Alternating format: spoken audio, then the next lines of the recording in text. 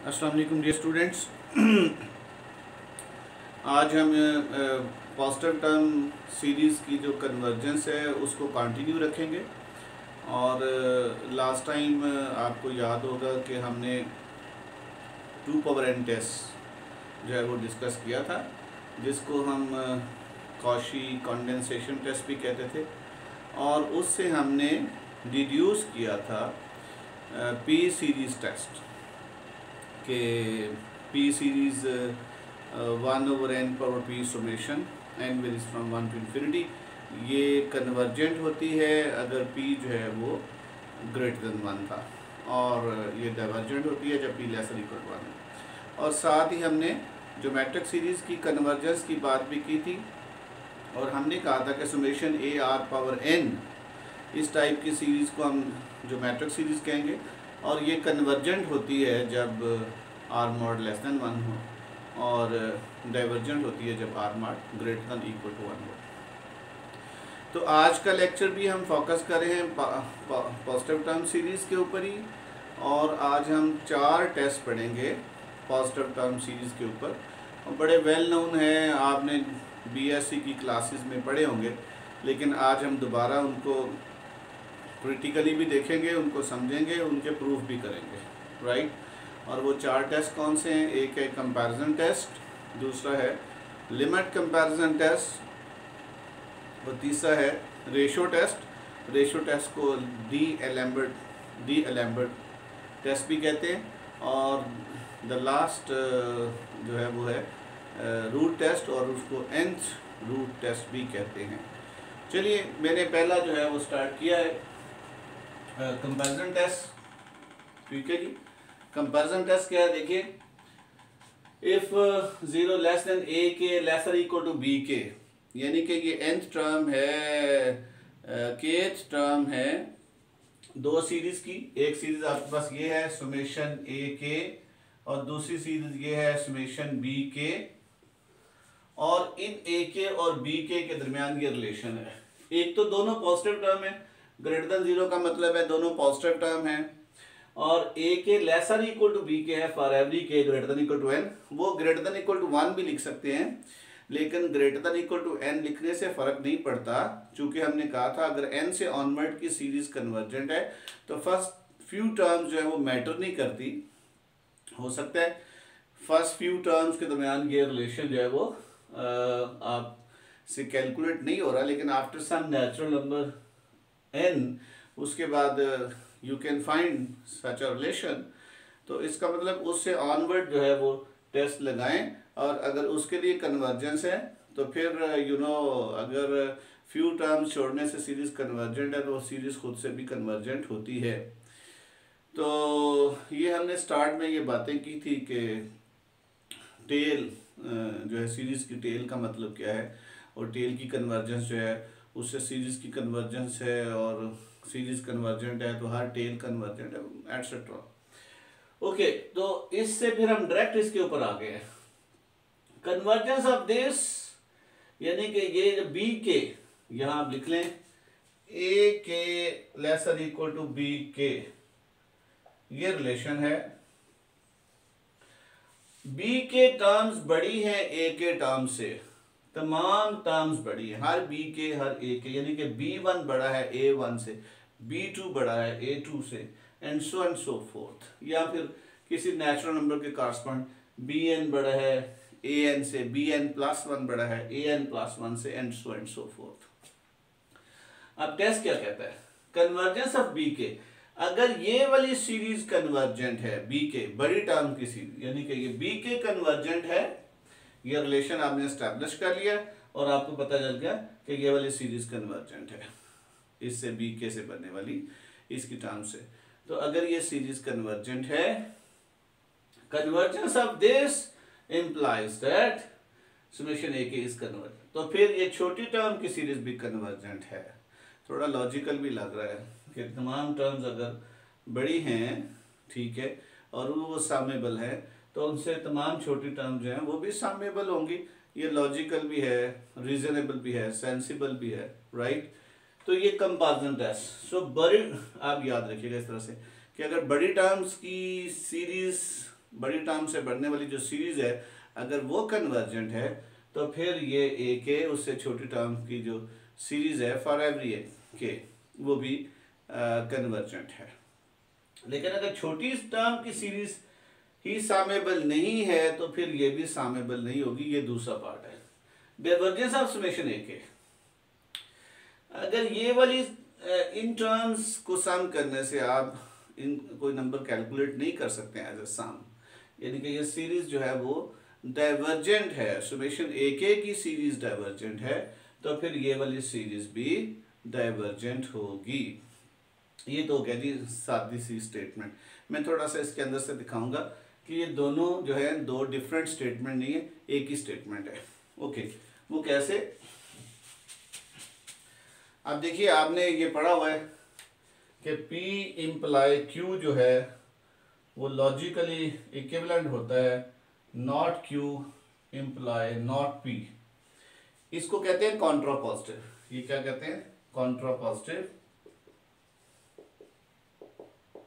आप देखें पीछे किसी लेक्चर में जो मेथड्स ऑफ प्रूफ है पॉसिबली उसमें मैंने डिस्कस किया होगा कि 3 मेथड्स थे, एक थे कॉन्ट्रडिक्शन था, एक कॉन्ट्रापॉजिटिव था और तीसरा इंडक्शन था। तो वहाँ कहीं जाके देखिए, वहाँ मैंने डिटेल के साथ इसकी बात की हुई है।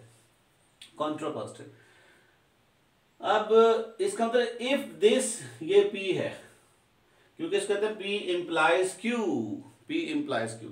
अगर ये कन्वर्जेंट है, if this convergence of this, यानी if B k is convergent then Q, then ये कन्वर्जेंट है।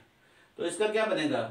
अगर ये कन्वर्जेंट नहीं है, अब दूसरी वाली पहले कन्वर्जेंट नहीं है का मतलब क्या है? ये डाइवर्जेंट है।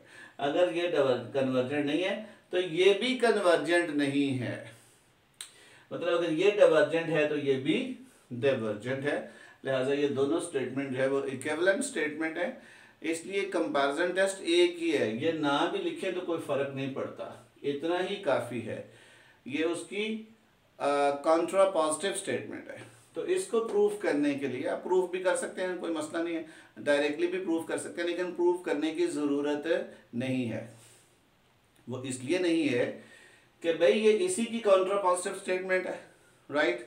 तो आप इसकी कॉन्ट्रापॉजिटिव स्टेटमेंट ये होगी, ठीक है? तो जब इसका प्रूफ करना है तो आप लिखिए जी इट्स कॉन्ट्रापॉजिटिव स्टेटमेंट इज, फिर ये लिखिए और इसको प्रूव कर दीजिए, राइट? तो it's very simple, both are the same, दोनों एक ही मैसेज दे रहे हैं, ठीक है? बज़ाहिर यहाँ से ये दो डिफरेंट लग रहे थे, लेकिन हमने लॉजिक के लिहाज से जब इसको देखा तो ये एक ही बात है, ठीक है? दोबारा समझिए, ये है B के, ये आपका P बन गया, P implies Q, P implies Q, और वो लॉजिकली इक्विवेलेंट होता है not Q imply not P, यानी कि आप Q को पहले ले नॉट के साथ, ये कन्वर्जेंट है तो इसका मतलब Q कन्वर्जेंट नहीं है। आपको बताया था कि भाई कोई भी सीरीज या कन्वर्जेंट होगी या डाइवर्जेंट होगी, ऐसा नहीं हो सकता कि कोई सीरीज कन्वर्जेंट भी है डाइवर्जेंट भी है, या कोई सीरीज कन्वर्जेंट भी नहीं है डाइवर्जेंट भी नहीं है। This is not the case, this is falls in fact. तो P implies Q logically equivalent कि अगर ये कन्वर्जेंट नहीं है मतलब ये डाइवर्जेंट है, अगर ये डाइवर्जेंट है तो फिर P भी कन्वर्जेंट नहीं मतलब P भी डाइवर्जेंट है। Divergence of Q implies divergence of P, this is the second statement, right? तो हमने इसके ऊपर डिस्कशन कर ली है। सो ये दो बातें जो है डिफरेंट नहीं है, बस आप इसके लिए मैंने आपको जो तरीका बताया है वो बड़ा आसान है। अगर आप कंपैरिजन टेस्ट भूल जाएं कि भाई कंपैरिजन टेस्ट क्या था, तो बस ये लिखिए A के लेसर इक्वल टू B के, और याद रखिए कि बड़ी टर्म्स जो कि कॉमन सेंस भी है, जो सेंसिबल भी है, अगर बड़ी टर्म की सीरीज जो है वो कन्वर्जेंट है तो फिर ये भी सामेबल होगा, ये भी कन्वर्जेंट होगा। और ऑफ कोर्स इसकी contrapositive statement you can find कि अगर ये छोटी टर्म की सीरीज जो है वो सामेबल नहीं है, डाइवर्जेंट है, तो फिर ये भी डाइवर्जेंट होगी। Let's prove this now.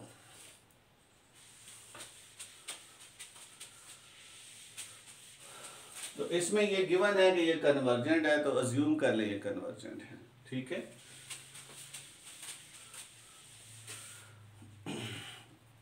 और हमने आपको बताया था कि अगर कोई सीरीज़ कन्वर्जेंट है तो इन फैक्ट क्या उसका मतलब क्या है कि उसका सीक्वेंस ऑफ पार्शियल सम्स जो है वो कन्वर्जेंट है। ठीक है, सो सिंस ए के is lesser equal to B K for K is greater than equal to N, ठीक है, where N is any natural number, तो N greater than equal to 1 भी रख लें तो कोई फर्क नहीं पड़ता, क्योंकि हमने एन बिलोंग टू एन कहा है, n belong to capital n है, सो नो मैटर, इससे कोई फर्क नहीं पड़ता, आप n belong n greater than equal to 1 भी लिख सकते हैं। अगर ये हर टर्म इसकी हर टर्म से छोटी है तो इसका बनने वाले पार्शियल सम्स जो हैं इससे बनने वाले पार्शियल सम्स से छोटे होंगे, then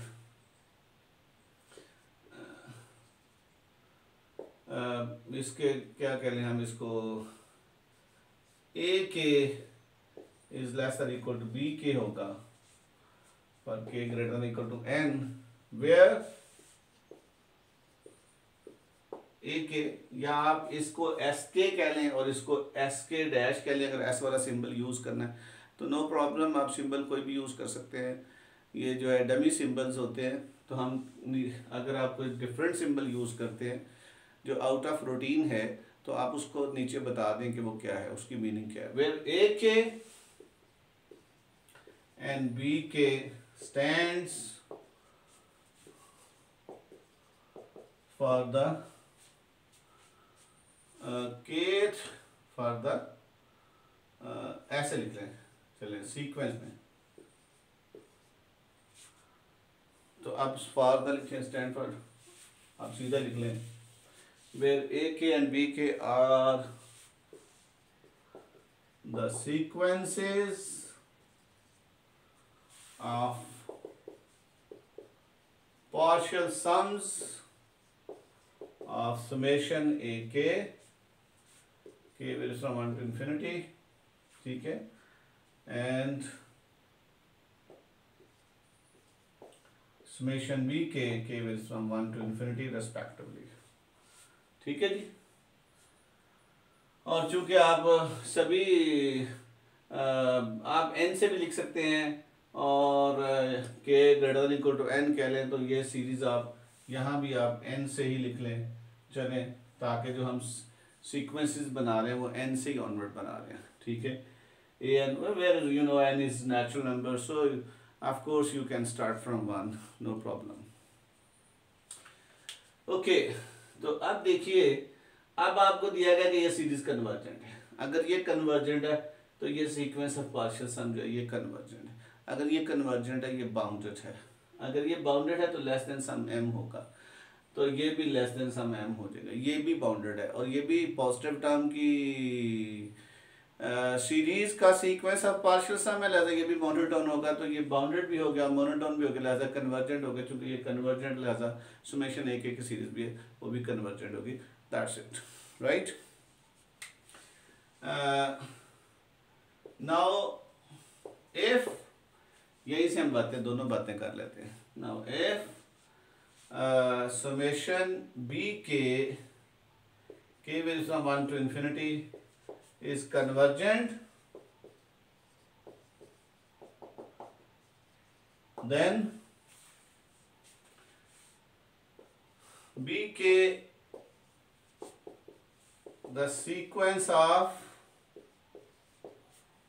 its partial sums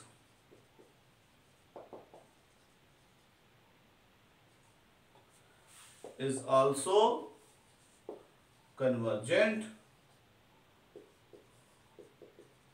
and so is bounded। अब इसको नंबर 1 कह लें जी, हमने कहा कि अगर ये सीरीज कन्वर्जेंट है तो फिर इसका सीक्वेंस ऑफ पार्शियल सम भी कन्वर्जेंट है, और अगर कोई सीक्वेंस कन्वर्जेंट हो तो वो क्या होता है, बाउंडेड होता है। ये हमने बड़ी एलिमेंट्री लेवल पे ये सीक्वेंसेस में ये रिजल्ट्स पढ़े थे, ओके। तो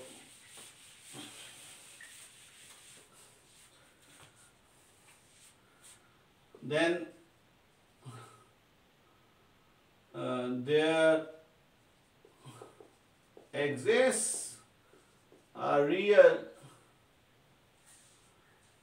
M large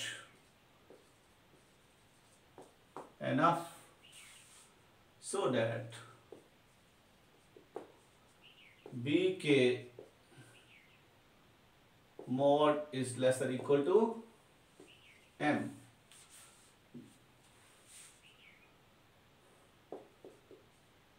Then by one में क्या था, ए के लेसर इक्वल टू बी के था, तो वहां से हो जाएगा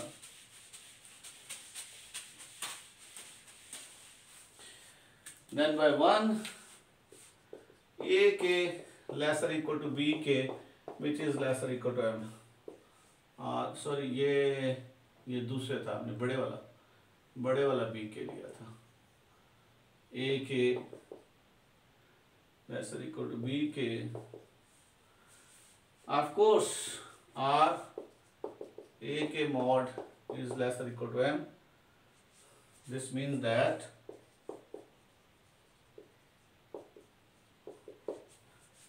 a k, अब सीक्वेंस सेंस में लिखिएगा, a k is bounded as well, it is bounded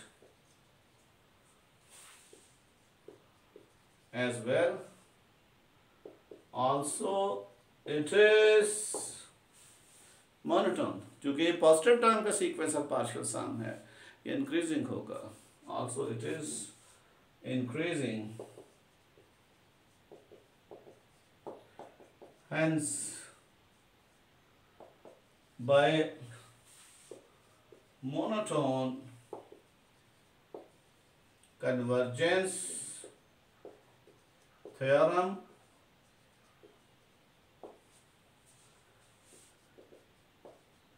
ए के, जरा एम्फेसाइज कर दें, ए के है क्या, the sequence of partial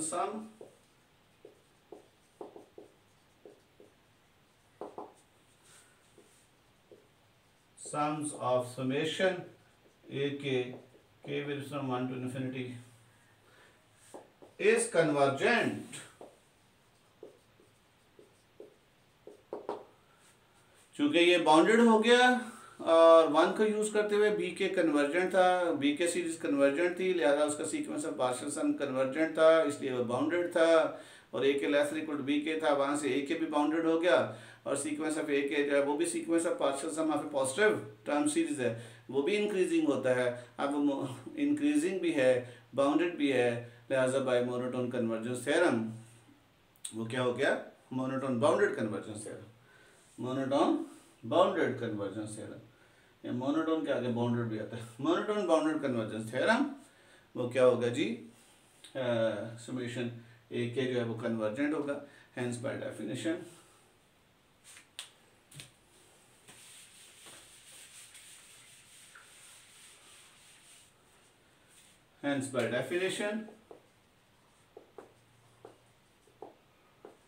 of convergence of a series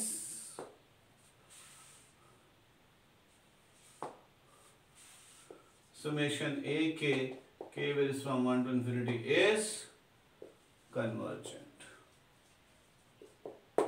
ले जी, ये हमारा पहला पार्ट प्रूव हो गया। दूसरा पार्ट प्रूव करने के लिए मैंने कहा ज़रूरत नहीं है, आपको ज़रूरत नहीं है, आप दूसरे पार्ट के साथ लिखिए इट्स कॉन्ट्रापोजिटिव स्टेटमेंट इज, और पहली स्टेटमेंट लिख दीजिए, फिर उसको प्रूव कर दें, ठीक है।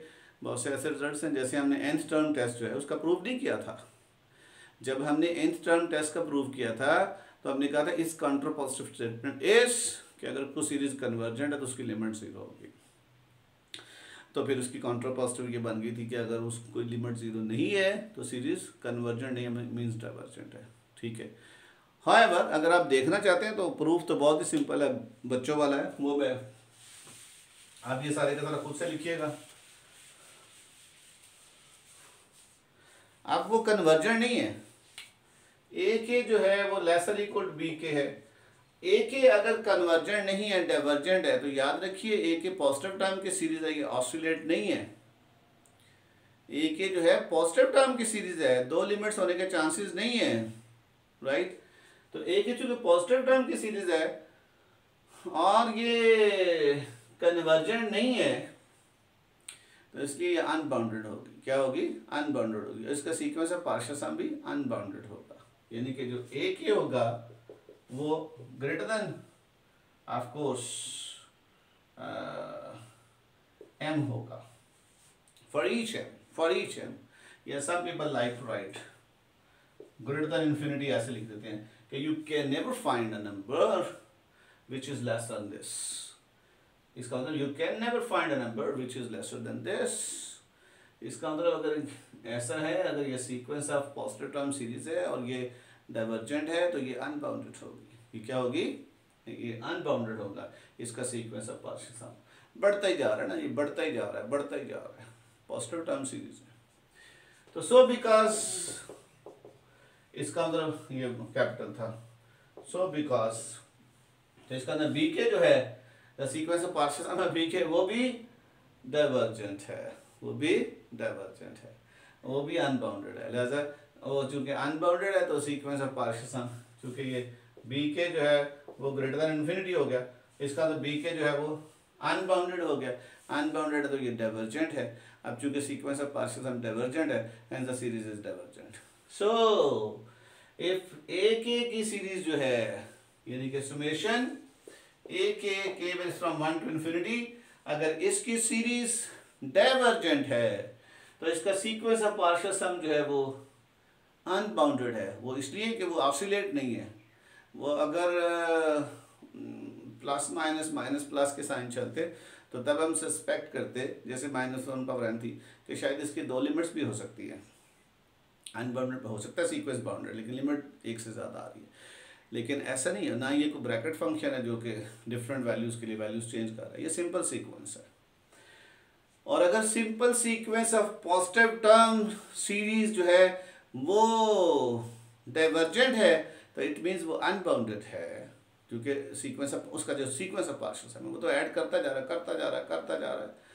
तो फिर इसका मतलब बढ़ते बढ़ते वो तो greater than infinity, no number you can find which is lesser than this. So A K for every के, तो इसका अगर ये अगर इन्फिनिटी है तो this is lesser equal to this because of this. So bk is also greater than infinity, so bk is unbounded above, unbounded as well, not unbounded above, unbounded as well। इसका मतलब क्या है कि हमारा जो sequence of partial sums of bk जो है वो डाइवर्जेंट है। अगर वो डाइवर्जेंट है तो सीरीज डाइवर्जेंट है। लिहाजा यहाँ से क्लियर हो गया कि अगर ये सीरीज, इसकी टर्म की सीरीज डाइवर्जेंट है तो इसकी टर्म की सीरीज भी डाइवर्जेंट है। You can write this. या अगर आप ये नहीं लिखना चाहते तो सिर्फ एक लाइन लिखिए, दूसरे को प्रूफ करते हुए एक लाइन लिखिए बस। The contrapositive statement of this is, आगे पहली स्टेटमेंट लिख दिए और उसको प्रूफ कर दीजिए तो इसका प्रूफ हो जाएगा। राइट जी, चलें, ये हमारा हो गया जी कंपैरिजन टेस्ट। आगे चलते हैं।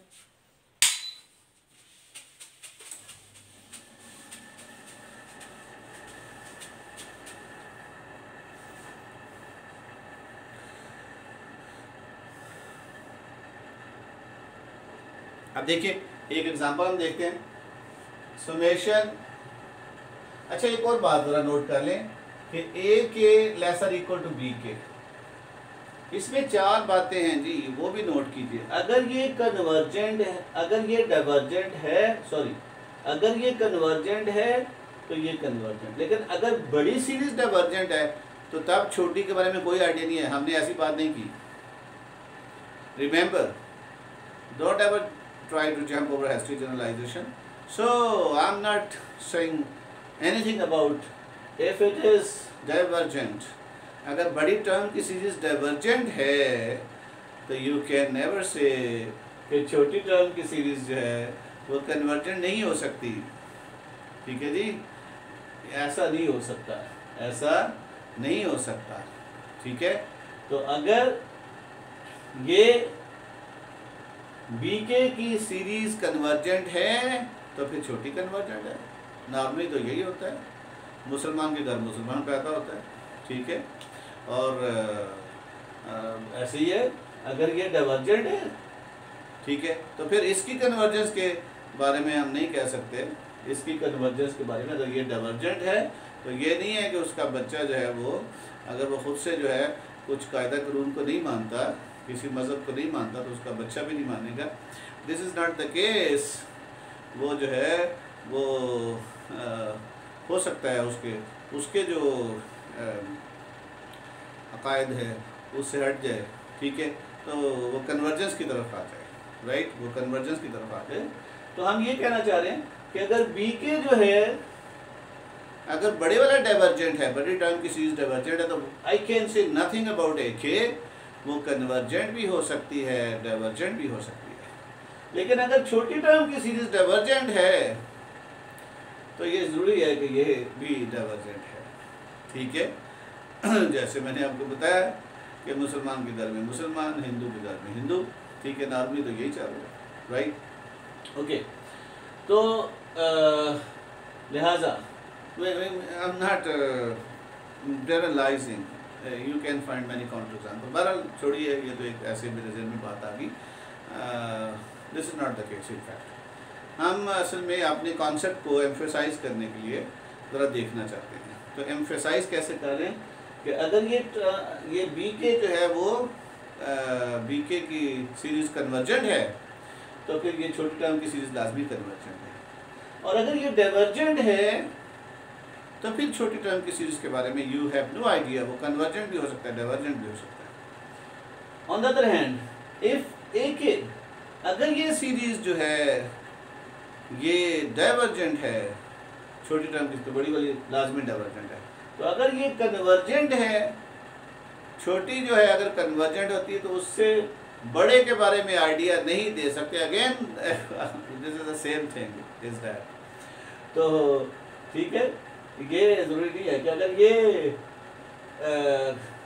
कन्वर्जेंट है तो इसकी कन्वर्जेंस बीके की कन्वर्जेंस के ऊपर बात नहीं कर सकते, ठीक है, क्योंकि अल्लाह ने शऊर दिया है। और जब इंसान किसी भी घर में पैदा होता है और उसके बाद उस शऊर को इस्तेमाल करते हुए जो है वो सही रास्ते पे आ सकता है, ठीक है, ओके। इन जनरल हम ये बातें कर रहे थे, हम इस अपने कॉन्सेप्ट को एम्फेसाइज करना चाहते थे, इन फैक्ट, राइट, ओके। चलिए, तो ये हो गया जी। अब एक example, 1/k factorial k varies from 1 to infinity।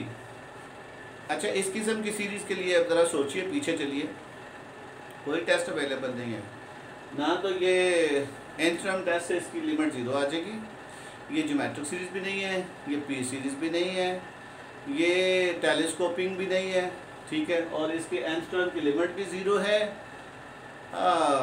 मैं कुछ भी नहीं कर सकता, ठीक है। अभी मेरे पास जितने पिछले आइडियाज़ थे, हाँ 2 पावर n टेस्ट, तो 2 पावर n टेस्ट लगाना भी सेंसिबल नहीं है, क्योंकि जब मैं 2 पावर n की फैक्टोरियल लगाऊंगा वो तो और गड़बड़ हो जाएगी।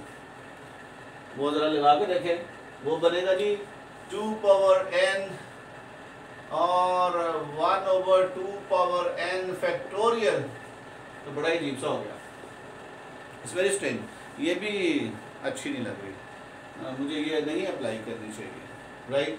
अब ज़रा सर्वे कर लें, nth टर्म टेस्ट आपको नहीं बता रहा, यू हैव नो आइडिया कि nth टर्म टेस्ट से, क्योंकि इसकी लिमिट 0 आ रही है, लिमिट 0 आ जाए तो फिर तो हम कुछ नहीं कर सकते। वो तो कहता था कि लिमिट नॉन 0 है तो सीरीज़ लाजमी डाइवर्जेंट है, और तो हमें इससे नहीं पता चल रहा, कुछ भी नहीं पता चल रहा। फिर आगे चलिए, टेलीस्कोपिंग सीरीज कैंसिलेशन नहीं हो सकती उस किस्म की, और सीक्वेंस ऑफ पार्शियल बनाने का भी कोई फ़ायदा नहीं है। सीक्वेंस ऑफ पार्शियल बनाएंगे तो जो SN होगा वो 1 + 1/2 फैक्टर 1/3 1/n फैक्टोरियल तक चला जाएगा, उसका भी कोई फ़ायदा नहीं है, ठीक है। ज़ाहिर ही नज़र नहीं आ रहा, कोई ना कोई वे तो ऑफकोर्स हर एक से निकल आएगा, लेकिन हम तो we want to search some type of ease from here कि कैसे हम इसको आसानी से प्रूव कर सकते हैं। फिर आगे चलिए, ज्योमेट्रिक सीरीज़ नहीं है, पी सीरीज़ नहीं है, 2 पावर n टेस्ट अवेलेबल नहीं है, राइट, डिफ़िकल्ट है। तो अब आप आइए फिर कंपैरिजन की तरफ, और याद रखिए कंपैरिजन के लिए मैंने 3 जो है सीरीज़ के बारे में आपको स्ट्रेट फॉरवर्ड पता है। कंपैरिजन के लिए 3 सीरीज़ से कंपैरिजन कर सकते हैं। वो कौन कौन सी सीरीज़ है? एक तो ये series an n varies from 1 to infinity, और ए एन जो है नॉन ज़ीरो है, यानी कि चलो आप ये कह लें कि limit n tends to infinity a n is non zero, यानी कि n टर्म टेस्ट। ऐसी सीरीज से जिसकी n टर्म की लिमिट नॉन ज़ीरो हो उससे कंपैरिजन किया जा सकता है, क्योंकि उसके बारे में आप जानते हैं कि ये चूँकि नॉन ज़ीरो है लिहाजा ये डाइवर्जेंट है। दूसरी कंपैरिजन कर सकते हैं p सीरीज, और तीसरी कंपैरिजन कर सकते हैं p सीरीज, और तीसरी कंपैरिजन कर सकते हैं आप ज्योमेट्रिक सीरीज। 3 सीरीज से कंपैरिजन कर सकते हैं। तो हमें 1/k फैक्टोरियल का कंपैरिजन ढूंढना चाहिए इन्हीं में से किसी के साथ। तो आप देखिए कि k फैक्टोरियल जो है वो greater than equal to 2 power k - 1 है for all k greater than equal to 1। Look at this, जब 1 डालेंगे 2 power 1 - 0, 1 is equal to 1, yes it is। जब 2 डालेंगे 2 और 1 2 - 1 2 2 is greater than equal to 2, yes। जब 3 डालेंगे ये 6 आ जाएगा तो ये 4 आ जाएगा, और जब 4 डालेंगे 24 आ गए तो क्लियर ही है। तो ये क्लियर है, और इसका मतलब ये होगा 1/k factorial is less than equal to 1/2 power k - 1। तो what is this? Yes, it is a geometric series, it is a geometric series. और इसमें जो r है 1/2 है। r क्या है? क्योंकि ये बेसिकली है 1/2 की पावर k - 1। तो जब इसकी आप सीरीज बनाएंगे और इसकी सीरीज बनाएंगे तो ये ak हो गया, ये ak हो गया, ये bk हो गया, और bk जो है ये दिस इज 1/2 जो है वो r है, और r mod लेसर देन 1 है। और ज्योमेट्रिक सीरीज में हमने कहा था अगर r mod लेसर देन 1 हो तो ये सीरीज जो है वो कन्वर्जेंट होती है, और बड़ी टर्म की सीरीज कन्वर्जेंट हो तो hence by comparison test, some people call basic comparison test. क्योंकि आगे दूसरा भी आ रहा है लिमिट कंपैरिजन, तो इसको बेसिक कंपैरिजन भी कहते हैं। तो कंपैरिजन टेस्ट से क्या होगा, ये सीरीज हमारी ये कन्वर्जेंट है, ये चूंकि ज्योमेट्रिक सीरीज है, being geometric it is convergent as r mod less than 1, so by comparison test this series is also convergent. तो आगे एक बात आप लिख सकते हैं,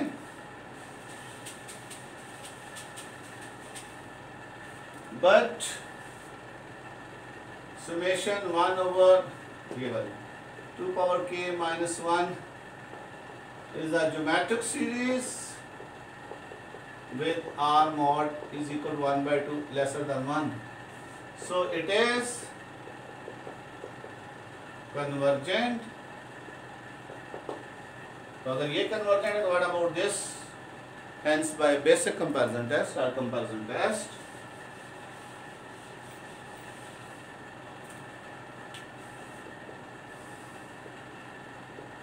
hence by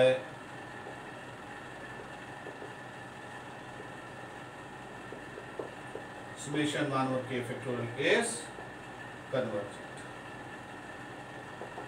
आप देखिए यही जो सीरीज थी पहले मुझे बड़ी डिफ़िकल्ट लग रही थी, मेरे लिए मुश्किल था इसको देखना, क्योंकि इस पर कोई भी पिछली जो है टेक्निक जो है वो अप्लाई नहीं हो रही थी।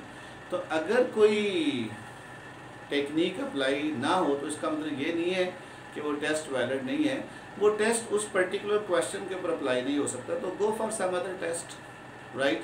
तो इसमें कोई ऐसी एम्बिग्विटी नहीं है, कोई प्रॉब्लम नहीं है, कोई डिफ़िकल्टी नहीं है, ठीक है, और ना ही कोई मायूसी है। अगर आप एक टेस्ट से एक सीरीज वैल्यूट नहीं हो रही तो go for some other test. तभी तो लोगों ने नए नए टेस्ट बनाए हैं, पता नहीं कितने टेस्ट लोगों ने बनाए हुए, ठीक है। आप डिफरेंट बुक्स पढ़ें, कॉस्माला की किताब में आप देखिए उसने बेशुमार टेस्ट दिए हुए हैं, ठीक है, 32 टेस्ट दिए हुए हैं। तो इसलिए ये जो है ज़रूरी नहीं कि हर टेस्ट जो है हर क्वेश्चन के लिए अवेलेबल हो। It's up to you, you have to think about. Positive term series है तो हमें पॉजिटिव टर्म सीरीज़ के ऊपर सोचना चाहिए। अगर अल्टरनेटिंग सीरीज़ है उसकी हम बात करेंगे आगे, तो फिर हम जो उसके टेस्ट पढ़ेंगे उसके लिहाज से हम सोचेंगे, राइट जी। चलिए अब नेक्स्ट चलते हैं, लिमिट कंपैरिजन टेस्ट।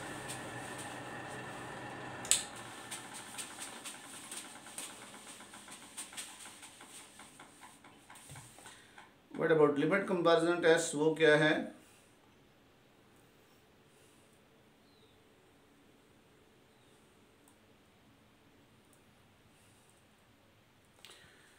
अच्छा जी,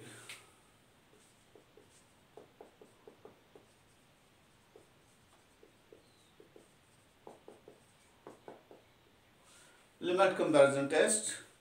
Let summation an ak and summation bk b2। यहाँ मैंने कुछ नहीं लिखा, कुछ लिखना है तो वो भी लिख लें, कोई फर्क नहीं पड़ता, क्योंकि k जो है 1 से इन्फिनिटी 2 से infinity K of course K natural number है, चूँकि जो ये sum of the term of sequence है, और sequence whose a function whose domain is a set of natural number, तो ये 1 भी हो सकता है, 2 भी हो सकता है, k या k from n to infinity भी हो सकता है, नो प्रॉब्लम। ठीक है, कुछ हर बंदा अपनी मर्जी से लिखना पसंद करता है। आप k फ्रॉम 1 टू इन्फिनिटी भी ले सकते हैं, k from n to infinity भी ले सकते हैं, या कुछ भी ना लिखें, ऐसे भी ठीक है, चल रहा है, it is understood, no problem. ठीक है, हाँ, जब पर्टिकुलर सीरीज दी जाती है तो तब हम देखते हैं कि वो किस डोमेन अवेलेबल है। वो जैसे 1/n-1 है तो n1 नहीं लिखना चाहिए, 1/इन्फिनिटी 0 हो जाएगा, इन्फिनिटी हो जाएगा, तो n2 से स्टार्ट करेंगे। तो ये with respect to your function you have to see and you have to write, but in general you can write like this. Okay, let a and b and b2 positive term series, b2 positive term series with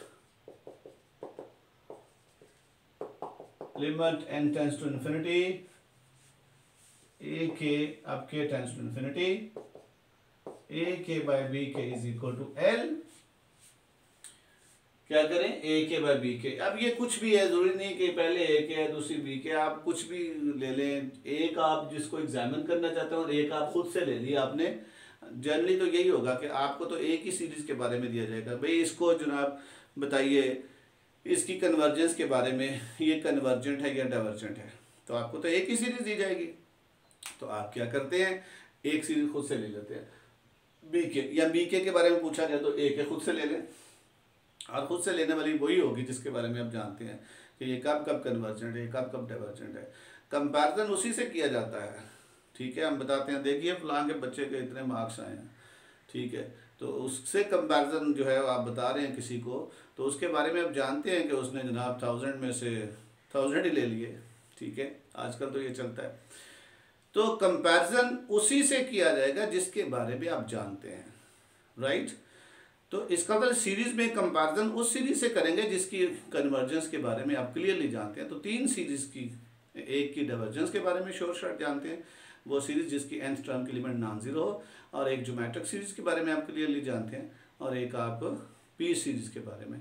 तो we will try to compare our series whatever it is with these 3 series, these 3 well known series। तो और भी कोई आप series देख सकते हैं जिसकी कन्वर्जेंस के बारे में आप क्लियरली जो है आपको गारंटी है कि ये कन्वर्जेंट है, तो उससे भी कंपेयर कर सकते हैं, नो प्रॉब्लम। ओके, अब ये समझ आ गई कि 2 कौन सी हैं, एक वो है जिसकी कन्वर्जेंस आपने करनी है, और दूसरी वो जो खुद से आपने ले ली है। तो इसलिए ए के बाय बी के आपने बना लिया, और उसकी लिमिट जो है वो एल आ गई। देन अब 3 केसेस है। Number 1, if L is not equal to 0, then both behave alike। both behave alike, अगर एक कन्वर्जेंट है दूसरी कन्वर्जेंट है, अगर एक डाइवर्जेंट है दूसरी डाइवर्जेंट है। both behave alike का मतलब क्या है कि convergence of one implies the convergence of other and the conversely. ठीक है, तो इसका मतलब इसको यूं भी कह सकते हैं, बोथ द सीरीज आर इधर कन्वर्जेंट और डाइवर्जेंट। तो ये ज़्यादा बेहतर है, बोथ बिहेव अलाइक, दोनों एक जैसा रिस्पॉन्ड देगी, यानी कि जिससे आप कंपैरिजन कर रहे हैं अगर वो कन्वर्जेंट है तो जो अंडर क्वेश्चन जो है सीरीज वो भी कन्वर्जेंट होगी, और जिससे आप कंपेयर कर रहे हैं अगर उसकी nth टर्म की लिमिट जो है वो नॉन ज़ीरो है, इसका मतलब वो डाइवर्जेंट है, तो आपकी जो अंडर क्वेश्चन सीरीज है वो भी डाइवर्जेंट होगी। So you find this L and see if it is non zero, मतलब इन्फिनिटी भी आ जाए वो भी नॉन जीरो ही है। ठीक है, नहीं सॉरी, इसमें नहीं, वो nth टर्म में है, nth टर्म टेस्ट में इसमें हम बात करेंगे, इन्फिनिटी के ऊपर केस बनाएंगे। This is number 1। Number 2, if L is equal 0, तीन केस है, एल 0 है, एल नॉन 0 है, फिर एल 0 है और इसके साथ कोई और शर्त भी है, and summation b n converges and summation bn converges, then summation an, then so is summation an। यानी कि अगर l 0 आ जाए तो फिर bn के बारे में देखिए जो नीचे वाली है bk। चले हमने bk की बात की है तो bk को लेके चलते हैं, और अगर bk वाली सीरीज कन्वर्जेंट है नीचे वाली और l 0 आ जाए तो तब हम कहेंगे कि ऊपर वाली भी कन्वर्जेंट है। तो नॉर्मली हम bk जो है वो लेते हैं, एक की कन्वर्जेंस की बात करते हैं, ठीक है। एंड थर्ड वन इज, अब तीसरा केस, if l is equal to infinity, अगर l इन्फिनिटी आ जाता है and summation bk diverges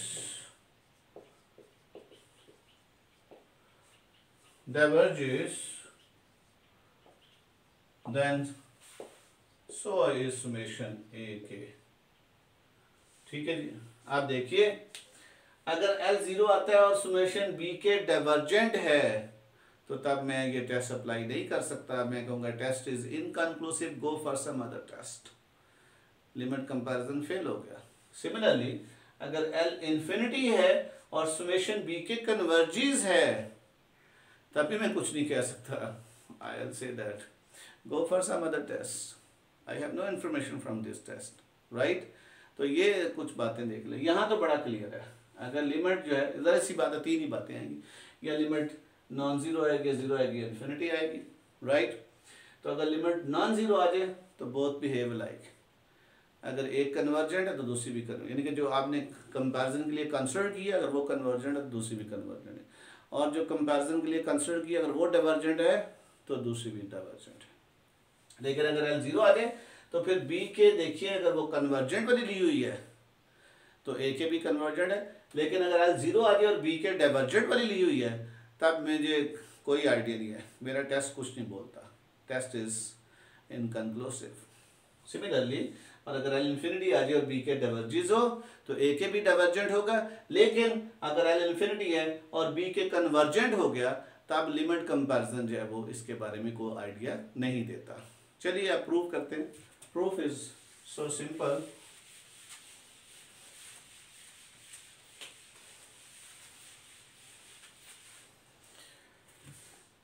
proof के लिए देखिए हम वही जो है अपनी डेफिनेशन यूज करेंगे। So let limit k tends to infinity a k by b k is equal to l। अगर ये l है तो फिर ऑफ कोर्स यहाँ पे l जो है पॉजिटिव रियल नंबर है, चूंकि लिमिट है, लिमिट की बात हो रही है तो हमने कहा था ये डेफिनेट नंबर होता है, पॉजिटिव रियल नंबर होता है, ठीक है। Of course l is a positive real number, और पॉजिटिव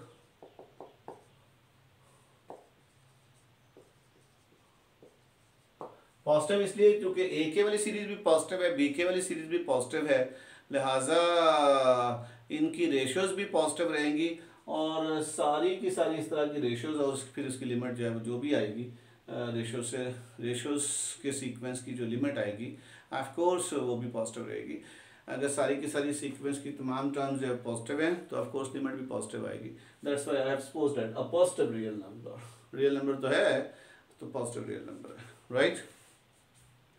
आप डेफिनेशन लगा दिए, then for epsilon positive there exist a natural number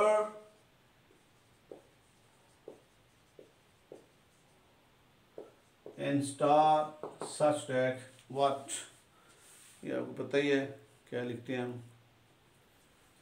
कि a k by b k minus L mod is less than epsilon whenever k greater than equal to n star। This is the definition. अब इसको खोल दें इसको expand करें, expand करने से आप देखिए क्या होगा। दिस इम्प्लाई, मैं सीधा ही लिख देता हूँ, इफ एंड ओनली इफ भी लिख सकते हैं। This is if and only if, इसको आप एक्सपैंड करें, minus epsilon is lesser than A K by B K minus L is lesser than epsilon, of course when K greater than equal to N star, और फिर L को इधर उधर कर दें और बी के से मल्टीप्लाई कर दें, जो कि बी के पॉजिटिव टर्म है। So if and only if you know L minus epsilon into bk which is less than ak which is less than epsilon time l plus bk, sorry, l plus epsilon time bk, this of course when k is greater than equal to n star. Look at this, अगर इसको मैं कोई alpha कह लूं और इसको मैं कोई बीटा कह लूं तो ये बन जाएगा आर, चलिए ऐसे भी ठीक है, आप लिखे ना, वर्बली ना लिखे, वैसे मान लें इसको भी अल्फा बीटा, तो that is b k is less than ए के is less than alpha plus epsilon b k. Now look at this, अब अगर बीके की टर्म जो है, ये आपको कंपैरिजन टेस्ट के बारे में, अब अगर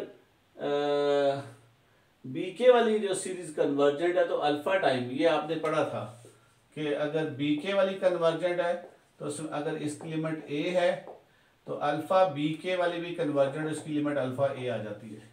ये हमने जो लिमिट रूल्स जब पढ़े थे उसमें ये पढ़ा था कि अगर समेशन बीके का आंसर बी आता है तो इसका आंसर अल्फा बी के वाली, तो इसको अल्फा मानिए, तो अगर ये सीरीज कन्वर्जेंट है तो ये सीरीज भी कन्वर्जेंट है, और अगर बड़ी वाली सीरीज कन्वर्जेंट तो बाय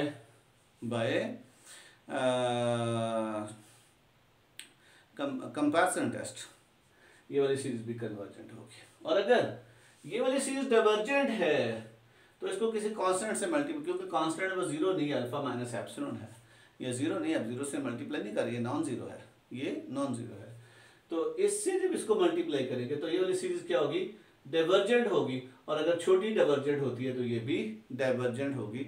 इसका मतलब अगर ये कन्वर्जेंट है तो ये कन्वर्जेंट, और अगर ये डाइवर्जेंट हो, चूंकि ऑफकोर्स डाइवर्जेंट को इधर से नहीं पढ़ेंगे, अगर बड़ी डाइवर्जेंट हो तो फिर छोटी के बारे में कोई आइडिया नहीं है, डाइवर्जेंट को इधर से पढ़ेंगे तो दो रास्ते, एक हम इधर से पढ़ेंगे यहाँ से,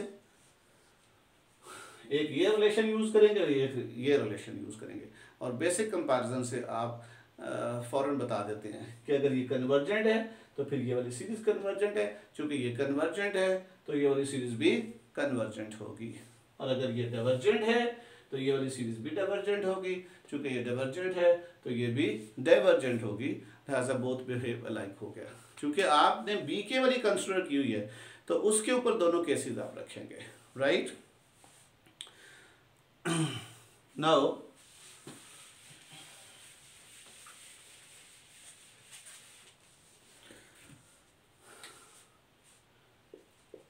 Now if summation b के,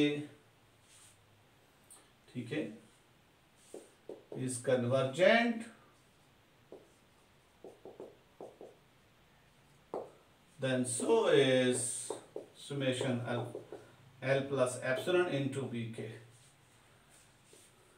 अगर ये कन्वर्जेंट है तो ये कन्वर्जेंट है, ठीक है। Hence bye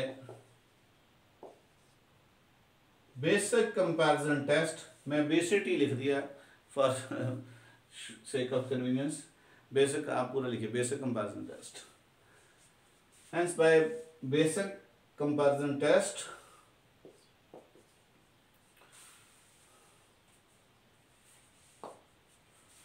one yields that summation AK is convergent as well,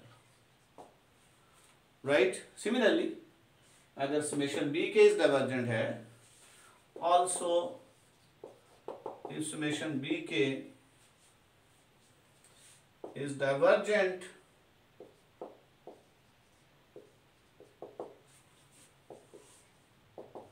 then so is summation L minus epsilon bk, as L minus epsilon is not equal to 0, ये जीरो नहीं है, ठीक है। तो जीरो होता तो फिर आप जीरो जीरो से सारी टर्म जीरो हो जाती, तो आप कहते ठीक है जी वो कन्वर्जेंट है, लेकिन ये नॉन जीरो है। L माइनस एप्सिलॉन, एप्सिलॉन छोटा नंबर है और L लिमिट है सीक्वेंस की एक्स एक्सिस से ऊपर तक जो डिस्टेंस है। Of course both are not equal, ठीक है। So L minus epsilon b k, ठीक है। So is this, hence by, फिर यही फिक्रा लिखेंगे, hence by basic comparison test one yields that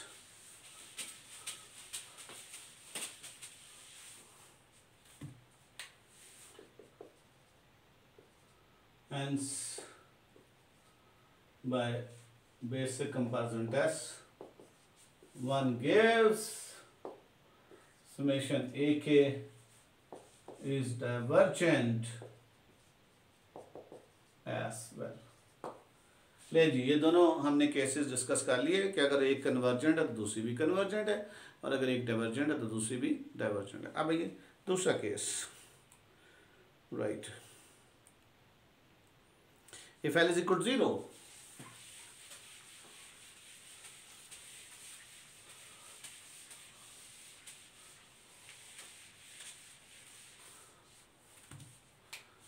second, if L is equal to 0, one gives, क्या देंगे, minus epsilon is less than minus epsilon b k is less than ए के is less than epsilon b k. तो अब देखिए comparison जो है इधर बन सकता है, यानी कि अगर बी के कन्वर्जेंट है तो एप्सिलॉन बी के भी कन्वर्जेंट है, लिमिट 0 है, तो अगर ये कन्वर्जेंट है तो फिर बड़ी वाली तो ये भी कन्वर्जेंट है। और इधर कंपैरिजन नहीं बन सकता क्योंकि ये नेगेटिव टर्म सीरीज है और ये पॉजिटिव टर्म सीरीज है, तो नेगेटिव और पॉजिटिव के दरमियान कंपैरिजन नहीं बन सकता। अब ये नहीं कह सकते कि अगर ये डाइवर्जेंट है तो फिर ये भी डाइवर्जेंट है, और चूंकि ये डाइवर्जेंट है तो ये डाइवर्जेंट है। ये कंपैरिजन टेस्ट के लिए सबसे जो पहली बात थी, जो हमने बहुत फंडामेंटल बात की थी, let AK summation AK and summation BK both are positive term series, right जी, दोनों को हमने positive term series मानना था। और नॉर्मली जो आप अल्फा लेते थे, अल्फा के साथ सीरीज की मल्टीप्लिकेशन को alpha belong to r alpha positive लेते थे, राइट, ताकि हमारी इनक्वालिटी जो है बदलती नहीं थी। ओके, तो that's why one thing is available now. So इसको नंबर 2 कह लें। Now if summation bk is convergent,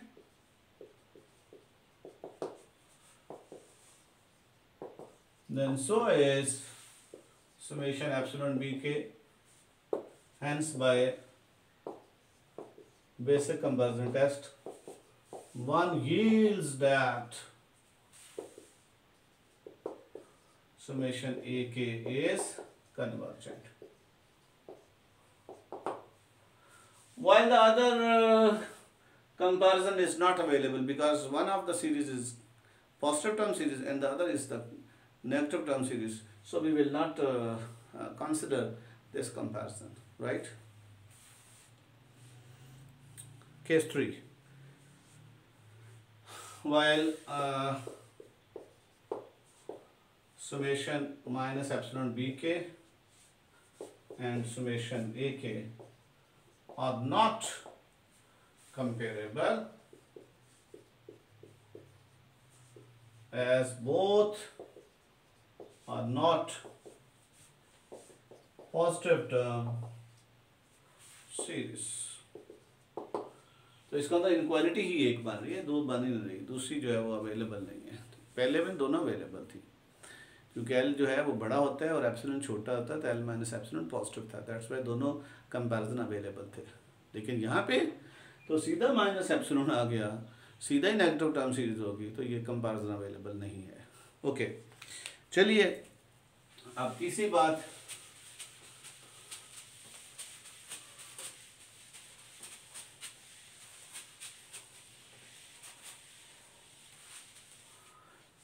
third one is if L is infinity and summation Bk is divergent, then summation then the sequence of partial sum, ठीक है, is divergent as well. Then Bk, the sequence of, अब चूंकि k आपने यहाँ पे use किया हुआ है ना सिंबल, तो यहाँ पे n यूज कर लें, bn, ठीक है, bk और bn यूज कर लें, can is from 1 to whatever, जितना भी आप लेना चाहे। वैसे k भी यूज करें तो फर्क नहीं पड़ता, b1 b2 चले, k यूज कर लें, नो प्रॉब्लम। तो bk जो है यहाँ पे bk क्या होता है जी, बेसिकली ये a1 plus a2 plus 1 plus ak तक होता है, ak टर्म्स तक है, फर्स्ट के टर्म्स का जो सम है, this is bk, remember. Okay, then bk, the sequence of partial sums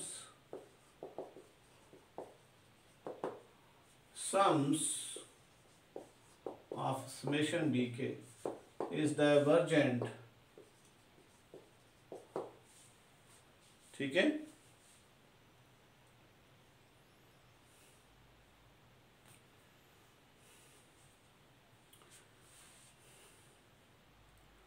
आपने ये एक रिलेशन बनाया है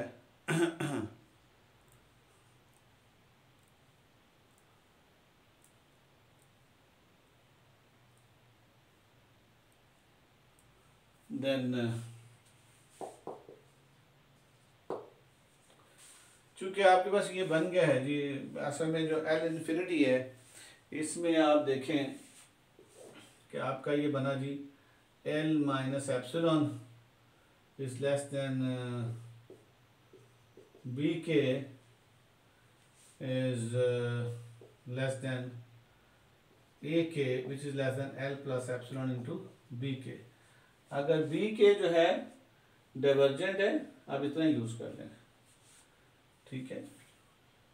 अगर bk जो है वो डाइवर्जेंट है तो अब ये वाला, क्योंकि बड़े वाला तो यूजेबल नहीं है, बड़ा डाइवर्जेंट हो तो छोटे के बारे में तो कुछ नहीं कह सकते, हमने कहा ये अभी टेस्ट अवेलेबल नहीं है, तो ये वाला अवेलेबल है। ये चूंकि पॉजिटिव नंबर है तो अल्फा माइनस एप्सिलॉन bk जो है लेस देन ak, तो ये वाला रिलेशन आपके पास अवेलेबल है। अब L जब इन्फिनिटी लगाएंगे तो इन्फिनिटी माइनस स्मॉल नंबर वो इन्फिनिटी रहेगा, तो इसका मतलब ak ग्रेटर देन इन्फिनिटी हो जाएगा। ऑफ कोर्स जब आपका ये डाइवर्जेंट है तो इससे बनने वाली सीक्वेंस ऑफ पार्शियल सम वो डाइवर्जेंट है, वो अनबाउंडेड है, वो ग्रेटर देन इन्फिनिटी है, तो ak भी ग्रेटर देन इन्फिनिटी होगी। चूँकि ak ग्रेटर देन इन्फिनिटी हो जाएगी तो यहाँ आप ये भी कह सकते हैं कि यहाँ से डायरेक्ट ही कि इसकी जो ak ग्रेटर देन इन्फिनिटी है, लिहाजा इसकी जो k टर्म की लिमिट जो है वो नॉन ज़ीरो है, ऐसे ये डाइवर्जेंट है। ये ज़्यादा आसान है, ये ज़्यादा आसान है, हमें इसकी बात नहीं करनी चाहिए।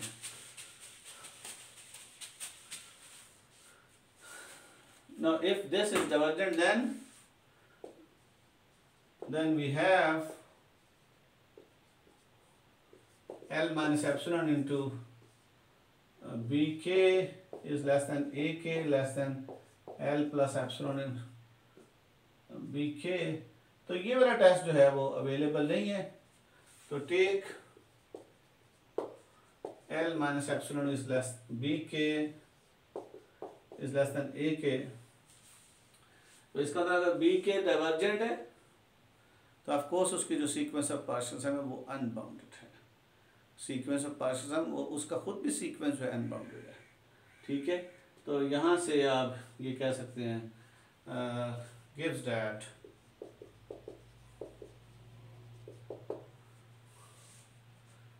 so ak is greater than infinity then limit k tends to infinity, ak must be non-zero. Hence by nth term test, summation ak is divergent. Hence by nth term test,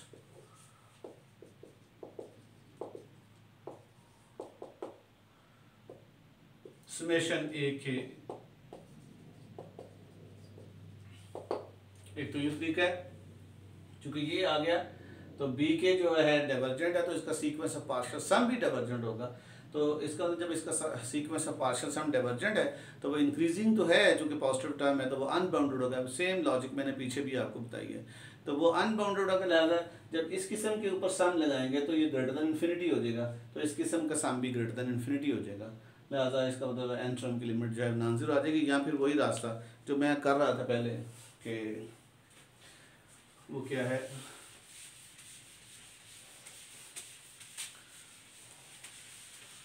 alternative एलिचर के L minus epsilon bk less than ak gives that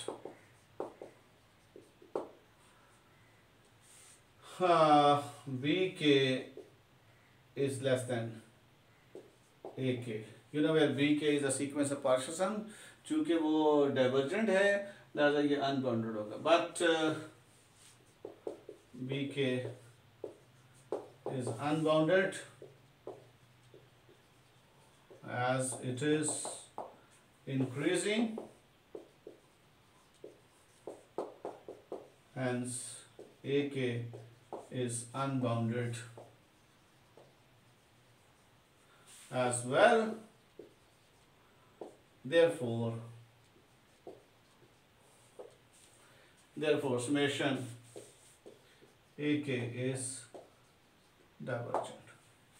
ले जी, ये हमने apply कर दिया जी इसको दोबारा, क्योंकि दूसरा इसलिए कंसिडर नहीं किया, वो अवेलेबल नहीं था। बड़े वाला डाइवर्जेंट होते तो छोटे बारे के बारे में आइडिया नहीं दे सकते। हाँ, बड़ा कन्वर्जेंट है तो फिर छोटा कन्वर्जेंट है, तो ये हमने बातें की है। दैट्स वाई अवेलेबल यही था। ओके जी, ये तीनों केसेस हमने डिस्कस कर लिए। आप चलिए थोड़ा सा आगे दो और टेस्ट हैं जो मैं चाहता हूँ इसी लेक्चर में कंप्लीट करूँ। तो इसके लिए एक एग्जांपल अब हम बनाते हैं।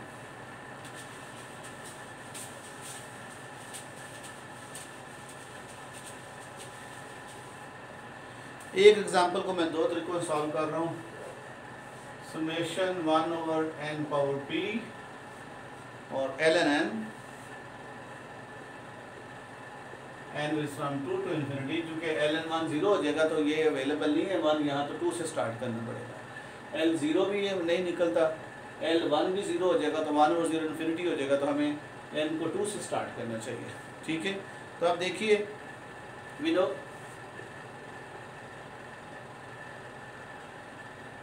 ln n greater than 1 for all n greater than or equal to 1 greater than or equal to 2 से स्टार्ट हो रहा है। ln 1 greater than 1 तो हमें 1 over ln n करना है, और 1 over ln n less than 1 तो फिर इसको इससे मल्टीप्लाई भी कर दें, और 1 over n p l less than 1 over n power p। This is directly p series, और you know p series convergent होती है when p lesser than 1 के लिए। तो अगर ये convergent है तो फिर ये भी convergent होगा lesser than 1 के लिए, तो हमारा complete हो गया, सॉरी greater than 1 के लिए, right? Now summation 1 over n power p is convergent if p greater than 1, hence by basic comparison test summation 1 over n power p ln n is from 2 to infinity is convergent if p is greater। देखिए वही question है, बहुत आसान हो गया, जबकि इसको आप 2 power n टेस्ट से भी निकाल सकते थे, वहाँ से भी आप इनको निकाल सकते हैं।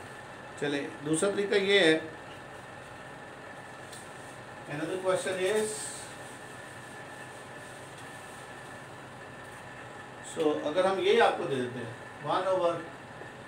1/ln n n is from 2 to infinity, यही दे देते, ठीक है।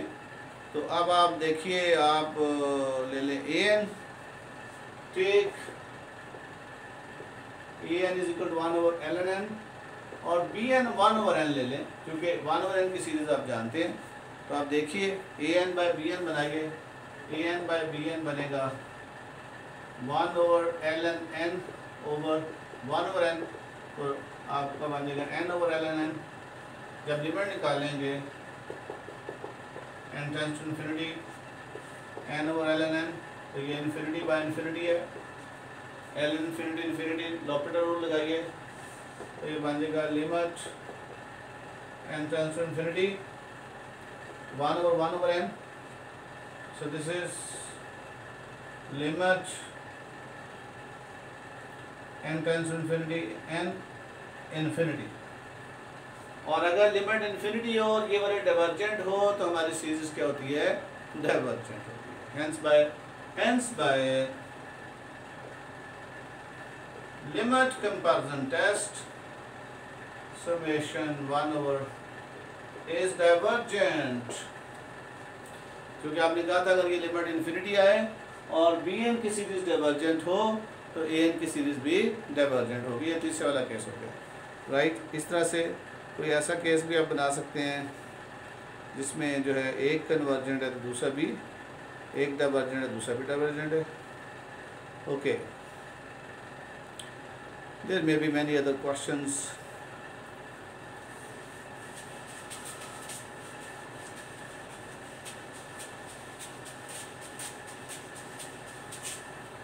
Okay, 2 more test. अब वो कौन से हैं? एक है जी रेशो टेस्ट, इसको डी एलम्बर्ट टेस्ट भी कहते हैं, और दूसरा है रूट टेस्ट, रेशो टेस्ट।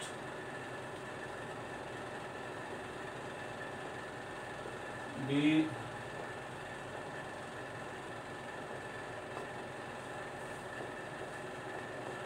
अब ये क्या है कि इसमें भी याद रखिए, इसमें भी an और bn जो है पॉजिटिव टर्म सीरीज होगी, दोनों पॉजिटिव टर्म सीरीज होंगी।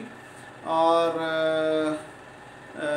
फिर एक में ख़ास किस्म की रेशो बनाएंगे, एक में ख़ास, मैं दोनों को इकट्ठे लेके चलता हूँ। यहाँ चलें, ये चलें अकेले के लिए डिस्कस करेंगे। सो लेट समेशन a के an कर लें, b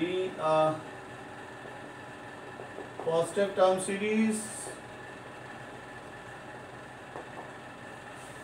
if with limit n tends to infinity an plus 1 over an is equal to l. So if l is less than 1, summation an converges. Number 2, if l is greater than 1, then summation an diverges। जबकि l is equal to 1 के लिए test available नहीं है, दो case हैं। अगर s less than 1 है तो summation an converges है, और l greater than 1 है तो summation an diverges है। और अगर l is equal to 1 आ जाता है तो आप कहेंगे जी ये रेशियो टेस्ट में अवेलेबल नहीं है, right. Go for some other test, ठीक है, go for some other test. अब चलिए इसका प्रूफ करते हैं। इसका प्रूफ भी सिंपल है, कोई इशू नहीं है, right.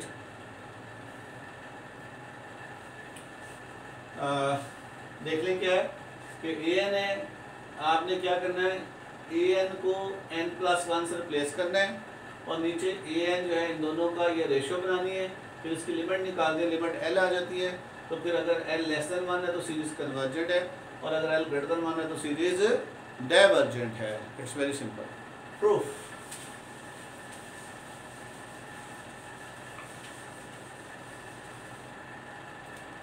Proof is,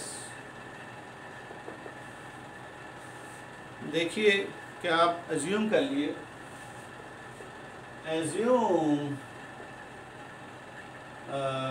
case 1 of course l less than 1 है, तो आप उसको मान लें, कुछ assume limit n tends to infinity, an plus 1 over an, ठीक है, is equal to L, which is of course less than R, right? Less than 1, then we must have some R such that an plus 1 over an mod is equal to R होगा. Of course R जो है वो क्या होगा, lesser than this is lesser than R, which is lesser than 1. You can write like this. Okay, जरा देखिए मैं क्या कह रहा हूँ. अगर ये सारे के सारे इस किस्म के सीक्वेंस की लिमिट L है जो कि लेस देन 1 है, तो फिर ये जो टर्म इंडिविजुअल टर्म की रेशियो है ये भी लेसर देन सम R होगी जो कि लेस देन 1 है. लेसर इक्वल टू भी कर सकते हैं, कोई फ़र्क नहीं पड़ता. लेसर इक्वल टू R भी कर सकते हैं, उससे क्या फ़र्क पड़ेगा, राइट? तो you can write this is sum of course lesser equal to some number R which is lesser than 1.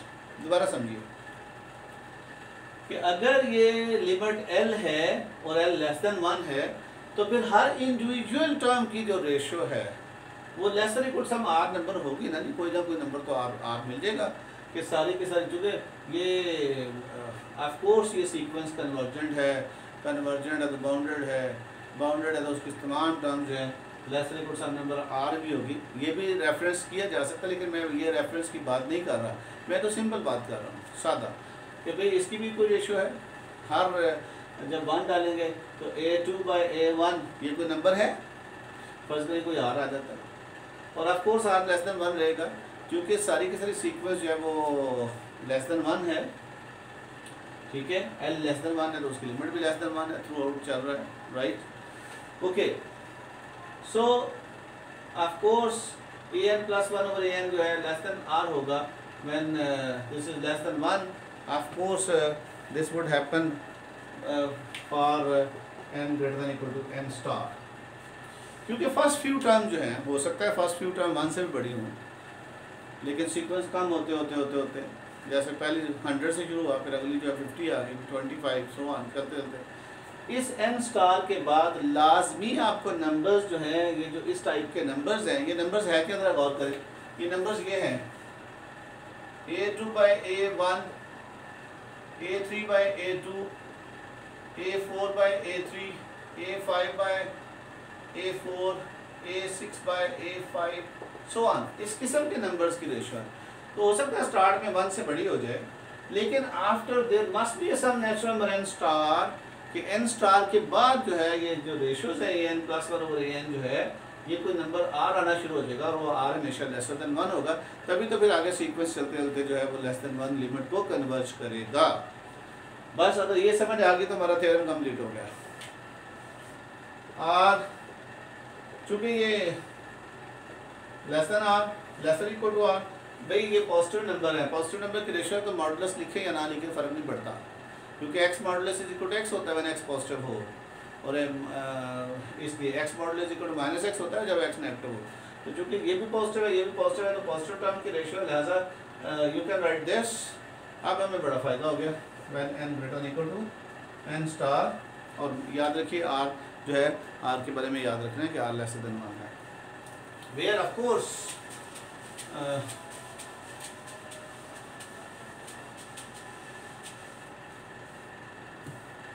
so from here it would be very easy to calculate. अब लिमिट जो चुके आज चुके पहले नंबर आ रहा है, देखें ना ये नंबर आ रहे हैं, कोई नंबर 100 आ रहा है, फिर नंबर 50 आ रहा है, 25 आ रहा है, सो ऑन, फिर 10 आ रहा है, फिर 5 आ रहा है, फिर 2 आ रहा है, फिर 1 आ रहा है, फिर 1 बाय लेट्स से 4 आ रहा है, 1 बाय 2 आ रहा है, 1 बाय 2, ठीक है, 1 बाय 3 एंड सो ऑन. फिर जाके आर आएगा और आर भी लेस देन 1 है, फिर चलता जाएगा, फिर जाके एल आएगा। ये दोबारा तरतीब समझें कि सीक्वेंस की ये जो A1 bye A2 bye A1 है, A3 बाय A2 है, A4 बाय A3 है, सो ऑन। ये रेशियोज 100 आ गई, 50 आ गई, 40 आ गई, चलते चलते 1/2, 1/3, चलते चलते ये आर आएगा। ये कॉरस्पॉन्डिंग टू एन स्टार है, ये कॉरस्पॉन्डिंग टू एन स्टार है। ये n इज इक्वल 1 के कॉरस्पॉन्ड था, ये n इज इक्वल 2 के कॉरस्पॉन्ड। ये टर्म आगे फर्ज करें, चलते चलते n स्टार के कॉरस्पॉन्ड आर आ गई। जब n greater than equal to n star है तो आगे चलते जाएंगे, तो आगे छोटे रहेंगे और यहाँ कहीं जाके l आएगा। इसका ना r लेसर देन l है और लेसर देन 1 है, रिमेंबर। तो ये बात बड़ी क्लियर हो गई कि हमारा जो L जो है वो लेसर देन छोटा हो रहा है, नंबर छोटा हो रहा है। रिमेंबर ये आगे जा रहा है लेकिन ये इंटीजर्स नहीं है, नंबर छोटे हो रहे हैं, 1/2 फिर छोटा हो रहा है, तो ये बहुत छोटा हो गया, तो L लेसर देन आ रहा है। तो you can say what we have done.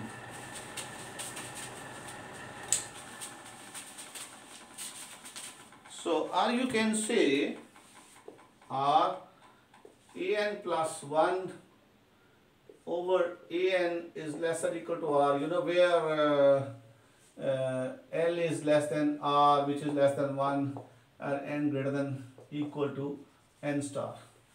देखिए अब क्लियर हो गया और साथ ही हमारा थ्योरम भी खत्म हो गया।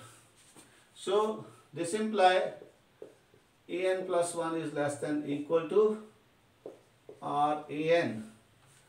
अब चलाने शुरू कर दें, when n greater than equal to n star, तो इसका मतलब हम इसको चलाना अगर शुरू कर दें n स्टार के लिहाज से तो क्या बनेगा ये, दिस इज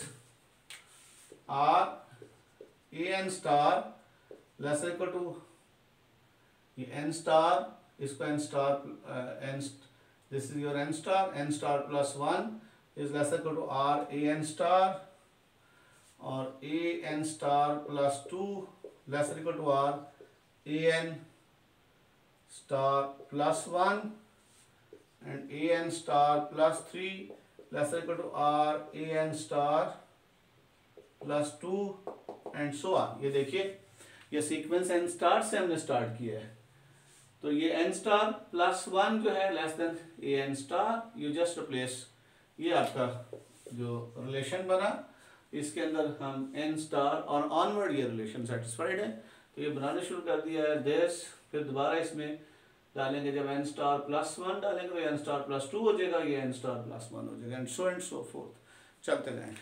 ठीक है, तो अब आप देखिए जब आप इसके ऊपर बात करेंगे तो इसके अंदर जब इसको सब्स्टिट्यूट करेंगे, जब आप n स्टार, तो ये वैल्यूज़ बढ़ती जाएंगी, बैक सब्स्टिट्यूट करेंगे तो ये वैल्यूज़ जो है बढ़ती जाएंगी, बट द सीरीज, ऊपर आ जाता हूँ मैं,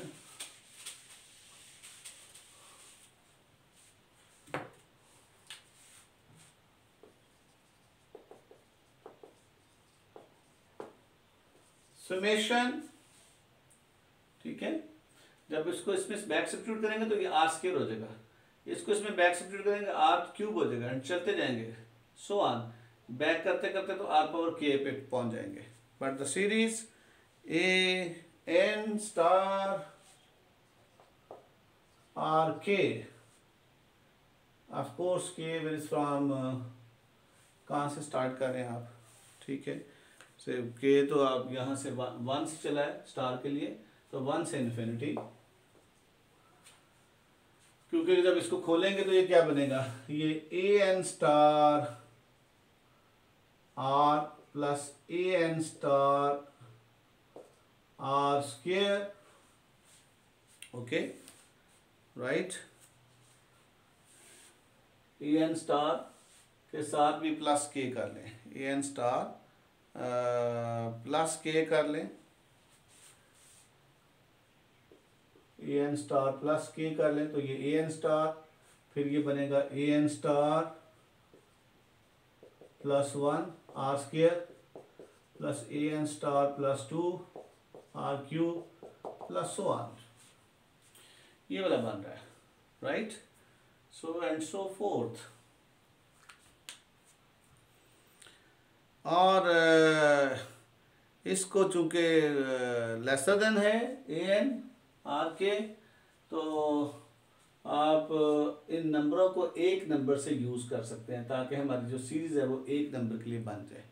सीरीज़ जो है वो ऑफ कोर्स इन सब से बड़ा नंबर को चूज़ कर लें, तो आप कह सकते हैं कि A N R plus A N R square plus so on, तो ये बनेगा summation A N R power K whatever. अब ये ज्योमेट्रिक सीरीज बन जाएगी, क्या बन जाएगी, ये ज्योमेट्रिक सीरीज बन जाएगी। और जो कन्वर्जेंट है, और ये सीरीज कब कन्वर्जेंट होती है, जब आर मॉड लेस देन 1 होता है। ये सीरीज कब कन्वर्जेंट होती है, जब आर मॉड लेस देन 1 होता है। तो देखिए जब इस तरह से इसकी बात करेंगे तो ये समय बैक सब्स्टिट्यूशन है, बैक सब्स्टिट्यूशन करते जाएंगे तो ये पावर बढ़ती जाएगी, पावर बढ़ती जाएगी, ओके। क्योंकि आप देखें वो आपने रिकर्सिव सीक्वेंस का अगर आइडिया पढ़ा हो तो उसमें हम यही करते थे ना कि अब इसके अंदर ये यूज कर लें। मैं थोड़ा सा आपको बना के दिखा देता हूँ।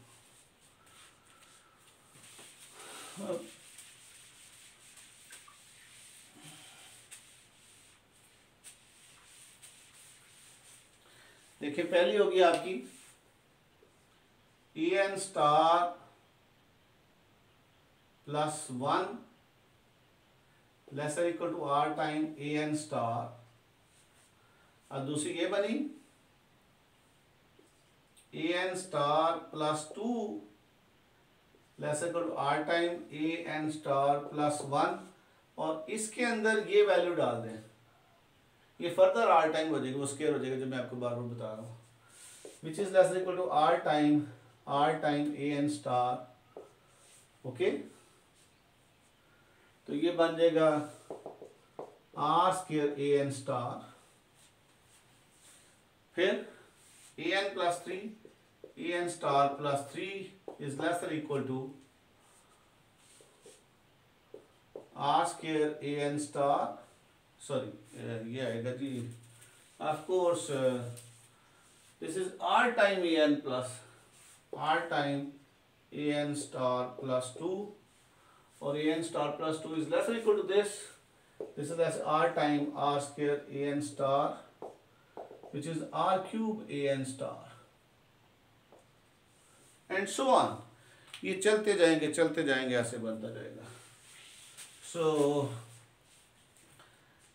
चलते जाएं तो a N star plus k is lesser equal to r, देखिए जब 3 है तो 3 इधर आ रहा है, तो R3 ए एन स्टार, तो आर के हम A N R K, this is your relation.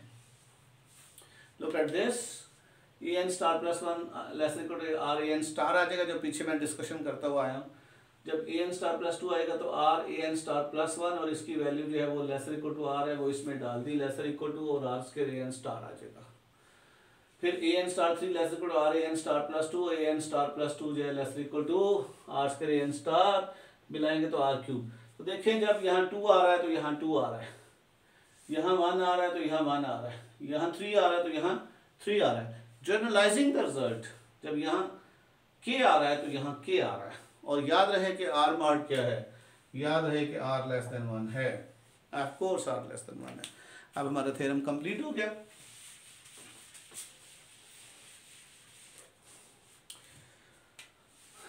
But summation rk, k varies from 1 to infinity, where r less than 1 is convergent,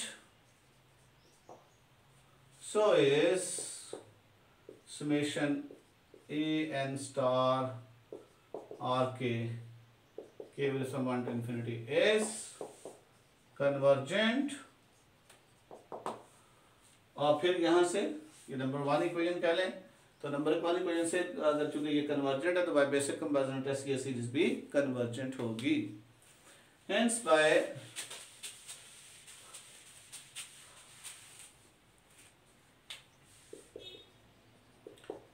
by basic comparison test one yields that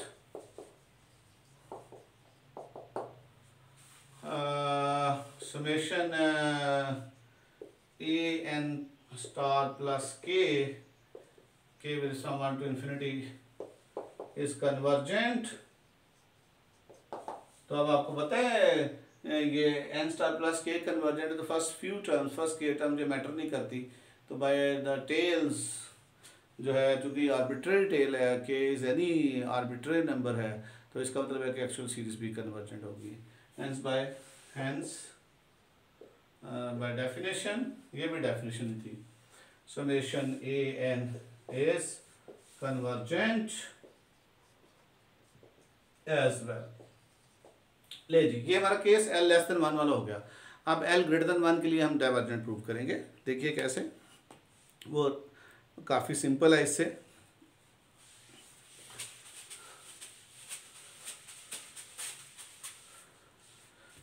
case now if limit के n tends to infinity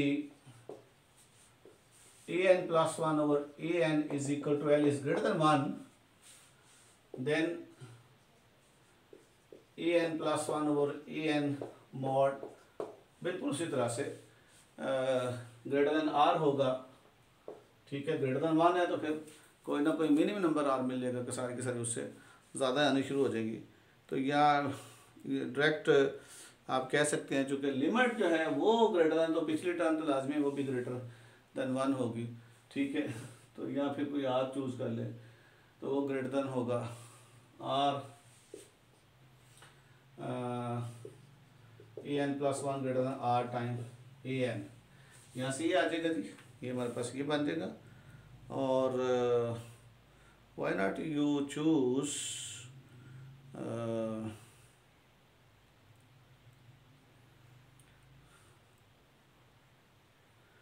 इसका मतलब क्या होगा, इसका मतलब ये होगा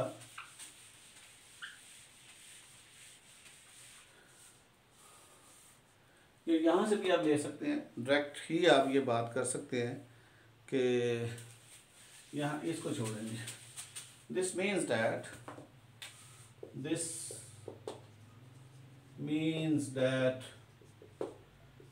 A N plus 1 greater than A N कब बोला, ये of course when n greater than equal to n star होगा, when n greater than equal to n star होगा।